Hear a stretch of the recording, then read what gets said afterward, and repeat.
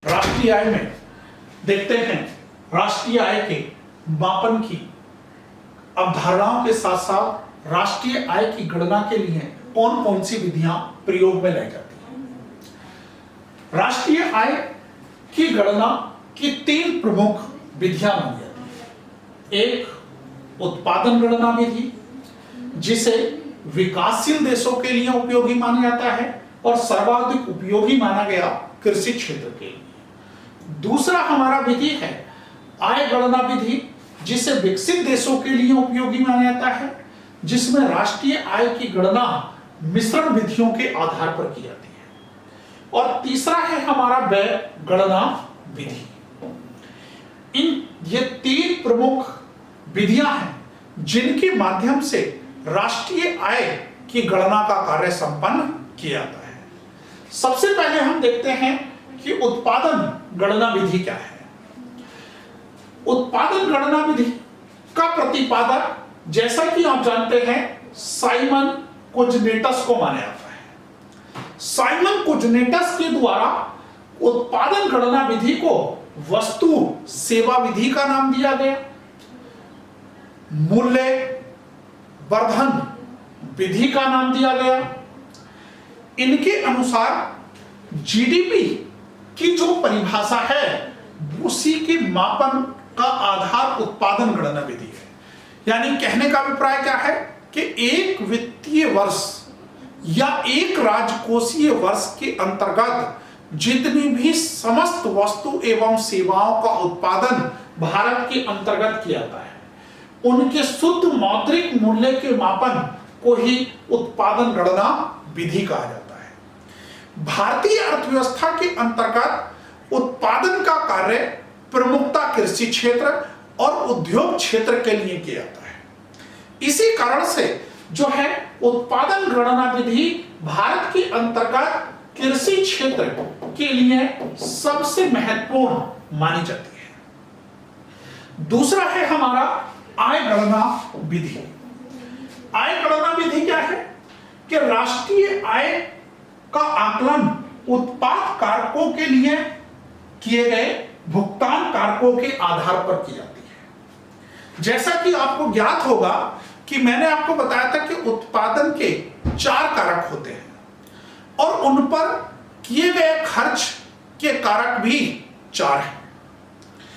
जैसा कि आपको याद होगा पहले, तो अब देखिए कि राष्ट्रीय आय का आकलन उत्पाद कारकों के लिए किए गए भुगतान, अर्थात कहने का अभिप्राय क्या है कि किसी भी देश के अंतर्गत जो वस्तु और सेवा का उत्पादन किया जाता है उन पर होने वाले समस्त खर्चों का आकलन की विधि मानी जाती है।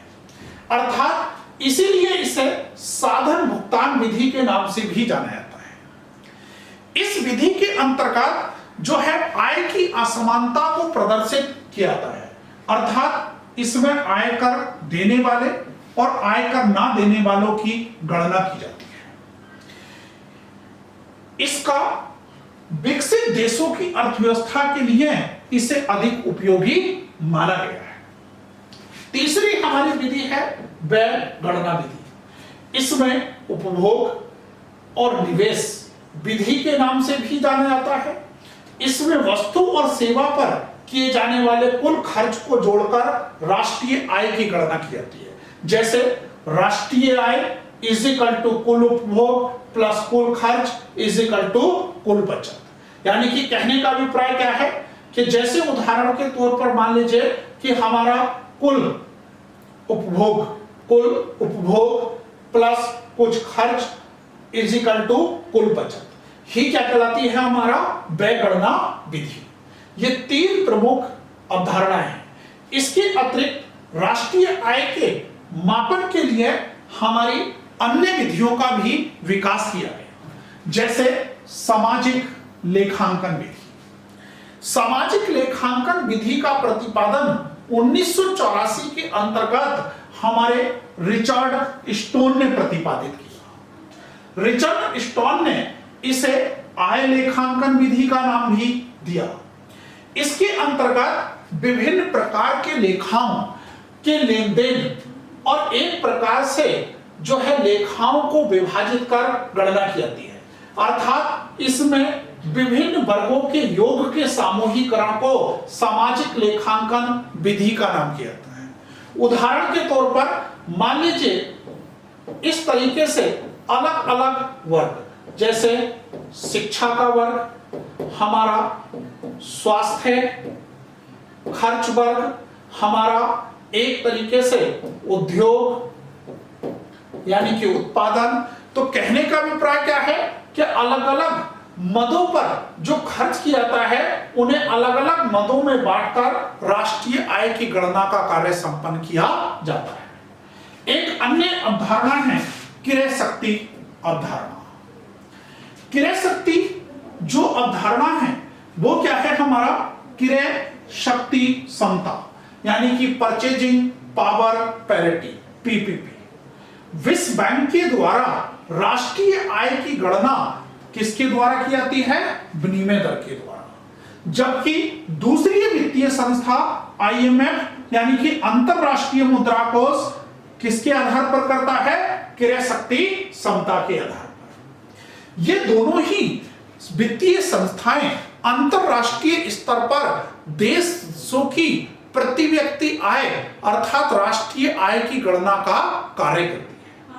जब राष्ट्रीय आय की गणना का कार्य करती हैं तो पीपीपी क्या है, ये दोनों ही आधार अंतरराष्ट्रीय मापन के लिए हैं।